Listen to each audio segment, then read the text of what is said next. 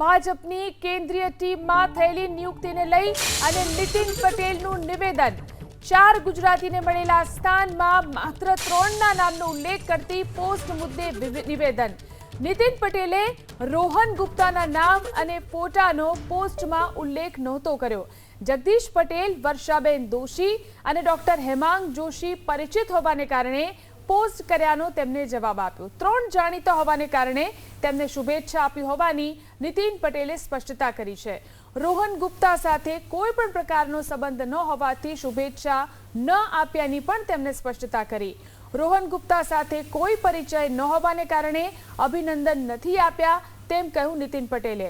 3ને અભિનંદન આપતી પોસ્ટને લાખો લોકોએ લાઈક કર્યાનો પણ નીતિન પટેલે આનંદ વ્યક્ત કર્યો। જે 3ને મળું છું અને ઓળખું છું તેને જ શુભેચ્છાઓ આપી। રોહન ગુપ્તા મને ક્યારેય મળ્યા નથી એટલે શુભેચ્છા નથી પાઠવી તેવું સ્પષ્ટ કર્યું। તો જે પોસ્ટ કરવામાં આવી હતી તેને લઈ અને જે રીતે હવે નીતિન પટેલનું નિવેદન સામે આવ્યું છે। ભાજપની કેન્દ્રીય ટીમમાં જે નિયુક્તિઓ કરવામાં આવી તેને લઈને આ પોસ્ટ હતી। 4 ગુજરાતીઓને મળેલા સ્થાનમાં માત્ર 3ના નામનો ઉલ્લેખ કરતી આ પોસ્ટ તેને લઈને હવે નીતિન પટેલની સ્પષ્ટતા। નીતિન પટેલે કહ્યું રોહન ગુપ્તાના નામ અને ફોટોનો પોસ્ટમાં ઉલ્લેખ નહોતો કર્યો કારણ કે તેઓ તેમને ઓળખતા નથી।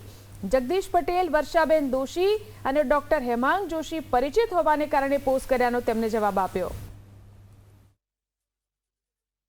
સોશિયલ મીડિયા ઉપર અવારનવાર દરેક અગત્યના પ્રસંગોની પોસ્ટ મૂકું છું।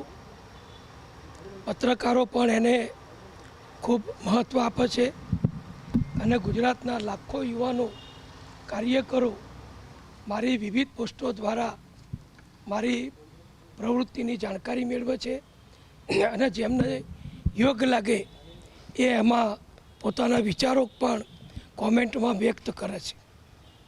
એ જ પ્રમાણે આ વખતે ભારતીય જનતા પક્ષ અમારા કેન્દ્રીય નેતાઓએ વડાપ્રધાન શ્રી નરેન્દ્રભાઈ મોદીજી, શ્રી અમિતભાઈ શાહ, અમારા રાષ્ટ્રીય અધ્યક્ષ શ્રી નીતિન નબીનજી દ્વારા નવી ટીમની સંગઠનની કેન્દ્રની રચના કરી અને એને જાહેર કરી।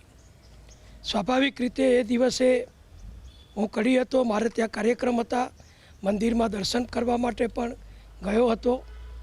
એ વખતે સાંજે મને માહિતી મળી કે આ રીતે આ નવા હોદ્દેદારો રાષ્ટ્રીય કક્ષાએ નિમણૂક થઈ છે અને એમાં કડીમાંથી, માફ કરજો, એમાં ગુજરાતમાંથી 4 હોદ્દેદારોની નિમણૂક કરવામાં આવી છે।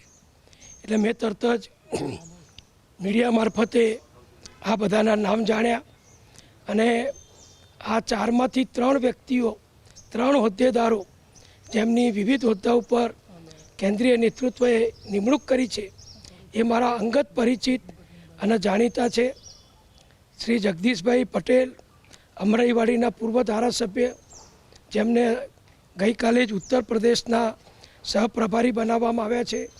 તેઓ તો મારા મિત્ર પણ છે, મારા સહયોગી પણ છે અને અમારા કડી તાલુકાના એ વતની છે એટલે એમની સાથે મારે ખૂબ ઘનિષ્ઠ નાતો છે।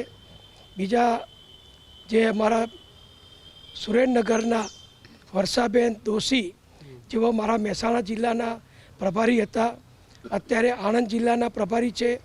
ગઈ ટર્મમાં ગુજરાત સંગઠનમાં ઉપપ્રમુખ પણ હતા અને વિધાનસભામાં મારી સાથે એ સુરેન્દ્રનગરના ધારાસભ્ય તરીકે પણ કાર્યરત હતા। એમના ઘરે પણ હું 2-3 વખત સુરેન્દ્રનગર જઈ આવેલો છું એટલે એમની સાથે પણ મારો ખૂબ ઘનિષ્ઠ નાતો છે।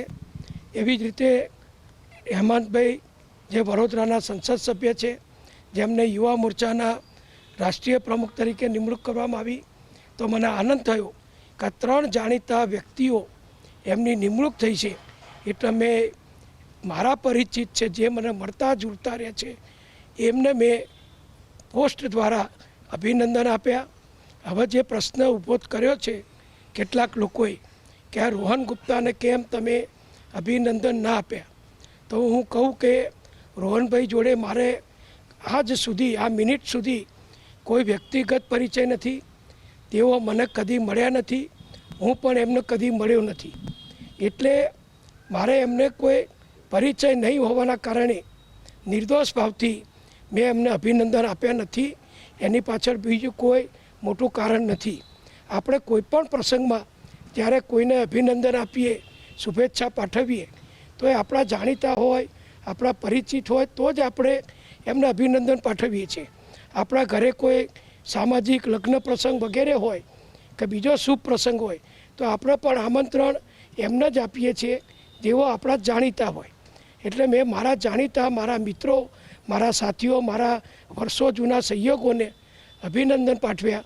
અને મને આનંદ છે કે મારી એ પોસ્ટને લગભગ 2.5 લાખ કાર્યકરોએ, નાગરિકોએ એને વ્યૂ એના કોમેન્ટ કરીને એના આવકારી છે અને બધાએ પણ અભિનંદન આપ્યા છે.